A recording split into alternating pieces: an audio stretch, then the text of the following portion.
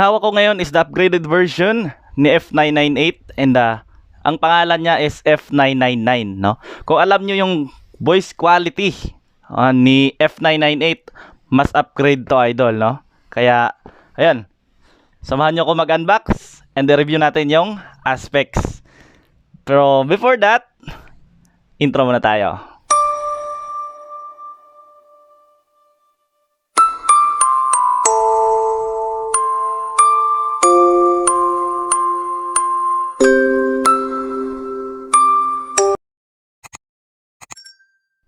So ito na mga boss madam, no, yung upgraded version ni F998 na F999 na siya ang pangalan niya, idol. So ito, ayan, as usual, idol, yung kasama talaga ng sound card, dalawang audio auxiliary, isang charger.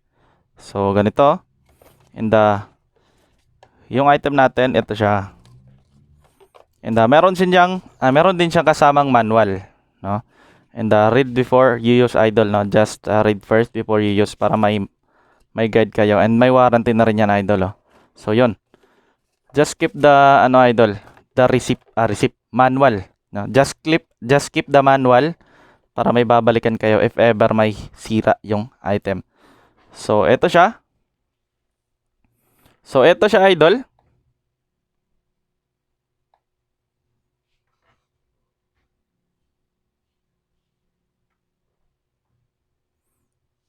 So ayun, napakaganda ng intro, idol, opening pala. So sa setup naman nito, tuturuan ko kayo, idol. Ganito lang sa likuran. Ayun, idol, makikita nyo may dynamic mic na siya, no, si F999. Si F998 kasi wala. So eto, lalagay lang natin sa live 1, yung sa cellphone natin na live. And syempre microphone. Yung gagamitin na mic, idol, is condenser mic. Ito siya. Lagay natin sa condenser mic 1. And syempre, kailangan natin ng headset. Gandahan po dito kay F998 is meron na po siyang, ayan, detachable yung battery. Ito lang yung sound card na detachable yung battery, idol, no? Ito, lang, ganun mo lang, idol. May arrow naman na open nakalagay ng pababa. So, yun. Yung battery niya, ito. So, pwede nyong i-charge or pwede nyong palitan ng mas malaking milliamps, idol. Ito kasi siya is 800 milliamps. So, magagamit mo siya 8 hours sa live. And charge mo lang ng 2 hours. So ito yung yung sound card na merong detachable battery, idol. So ganun kaganda sa F999, di ba? So pag open niyo dito, idol, no, is lalabas agad yung Bluetooth niya pag naka-open yung Bluetooth niyo sa cellphone. Ito, i-connect niyo lang siya. Pinutin niyo lang, ayan, pairing. So click niyo yung pair. So yun, connected na siya. And back tayo, idol, dito sa YouTube, no. Ito, idol, play lang natin yung music. So ayan, and ito is slider accompany. Pag binaba natin is nawawala yung music. Siya po ang adjustment. So ayan, makikita nyo dito, no, bumaba sa, ayan, yung volume niya. And ito namang monitor, isasarili natin, idol, dito. So yun, no, naririnig ka ng live pero sa sarili mo hindi mo marinig kasi binaba mo yung monitor. So ganun. And eto naman sa microphone, and may indicator din siya pag binaba mo yung microphone. So yun, idol, may indicator siya pag binaba mo siya. And eto namang reverb, meron din. Eto sa kanya. Ayan, sound check. So malalaman mo kung anong value na, no, kung malakas na ba. So ayan, sound check testing. So ganon. And dito naman sa top, idol, treble, med, and bass, no? Katulad din F998, ganito pa rin yung setup niya. And eto, pag binaba natin yung treble, syempre, ayan, nawawala po yung talim ng boses natin, no? Pag tinaas natin, hey, sound check, ayan, ang talim na, idol, no? So depende pa rin sa adjustment nyo. Sa akin, okay na to pag naka 11 o'clock or 40% or 45%, so ganun. Sound check testing. So eto si med is para po yan, idol, kung medyo malalim yung boses nyo, gusto nyo iangat, no? Ipihitin nyo lang para hey, sound check testing. So ayan, pag naka-full, so masyadong malakas na rin, no? So depende pa rin sa adjustment niya. Sa akin, okay na, naka 50%. And yung bass naman, ayan, pag binaba natin yung bass, so parang pangpakapal to ng boses, no? Parang ang nipis-nipis. Pero medyo makapal yung boses ko kasi malaki yung boses ko, idol. So, pag nilakasan ko pa yung bass, o parang ano na, no, para nang nagdadagongdong na. So, okay lang kahit naka 50 or 40. So, ito naman sa recording, idol, kailangan mo siya talagang i-full value. Kasi, sa recording, idol, pag binaba mo, may maririnig ka sa sarili mo, pero sa audience, hindi nila maririnig, no? Katulad nito, ayan. So, yan, nawawala, di ba? Ito naman sa special effects, isa para po yan dito sa baba. Yung mga effects ha. Pe-flex natin yan mamaya. Ito sa kanya, adjustment kung gaano kalakas or kahina. So, yan, pag naka 50. Pag naka 100%,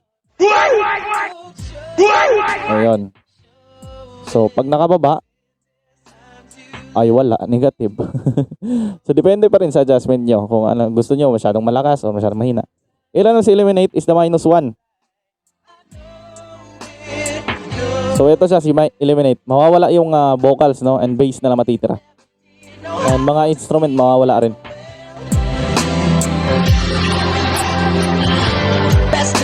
So, ayun, nawawala siya, idol. Ito naman si mute is pipinutin natin. Nawawala talaga yung lahat, idol, no? Mute. Ayun, di ba? Nawawala.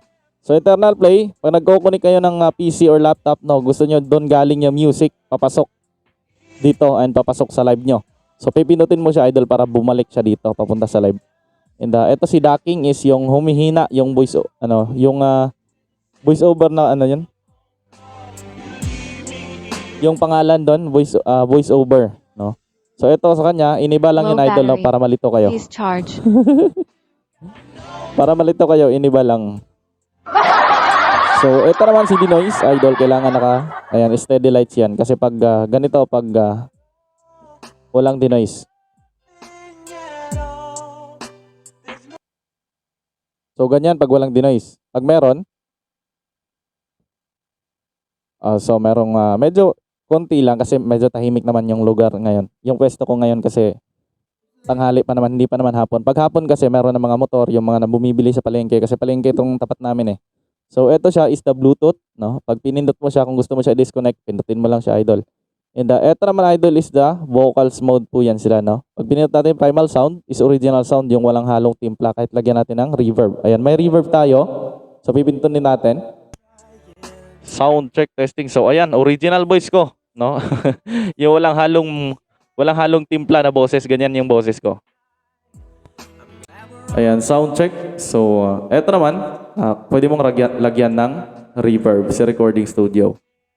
Ito kasi, idol, pag naka-MC ako, marami nagsasabi sa akin na tunog DJ talaga yung boses ko. So, dahil po yan sa mga sound card, idol, na ginagamit ko. Pag naka-original sound kasi tayo, ayan, sound check. So, parang, di ba? Iba talaga, idol, kaysa sa kanya. Usually, ginagamit ko, idol, ito talaga sa MC, no? Hey, sound check. Ayan, sound check testing.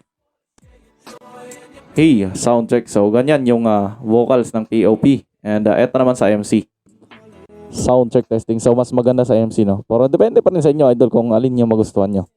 Kasi iba-iba tayo yung boses, eh. Pag kumakanta kayo, idol, dito, karaoke.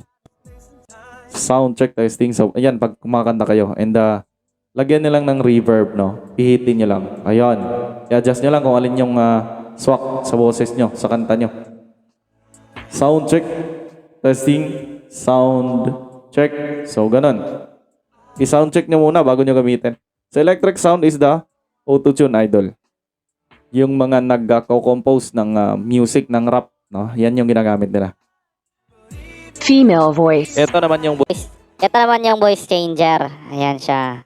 Male voice. Ayan, male voice. Lolly voice. Ayan, baby voice. Monster voice. And monster voice. So, apat yung nasa kanya. Female voice. So yun, katulad ni F998, apat pa rin yung voice changer, no? Same lang sila ng voice changer. So dito tayo sa baba, yung mga effects.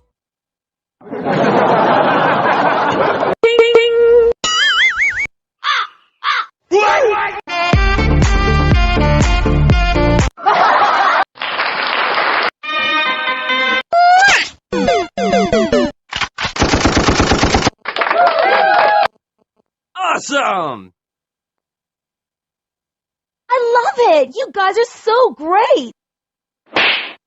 So idol, walang nag-iba sa dito sa kanya, no? 16 effects pa rin nandyan, no? Kung ano yung nasa F998, eto pa rin nasa dyan. Ang kagandahan dito idol is napakamura na niya, idol, para sa magandang aspects niya. Kasi meron na siyang dynamic mic ports eh, no?